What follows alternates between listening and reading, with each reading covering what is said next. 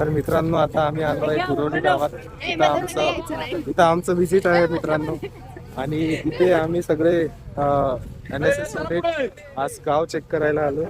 आणि इथे अशा अभियान चालू आहे. गावातले लोक खरं तर खूप जास्त एन्थुजियास्टिक आहे स्वच्छतासाठी. आणि इथं आम्ही येऊन सुद्धा त्यांच्या नुसार स्वतःला चेंज करतोय. म्हणजे त्यांचं क्षमतांची कामं बघून तुम्ही बघू शकता की JCB घेऊन त्यांनी सगळं क्लीन करतायत. असं जर आपण पुण्यात स्वच्छता ठेवली तर आपलं पुणे किती स्वच्छ होईल.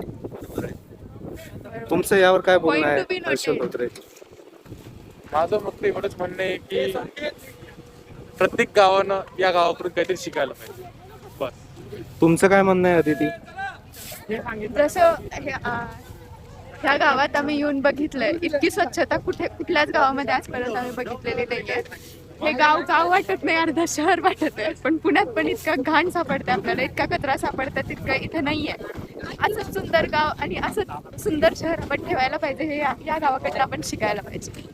तुमचं काय म्हणणं आहे जगदीश सर? आदित्य आणि हर्षलने तर सांगितलं, तरी पण बाकीच्या गावांनी पण यांचं जरा शिकून घेतलं पाहिजे. नाही, त्यांना फक्त व्हिडिओ काढतात, त्यांना काही बोलणार नाही.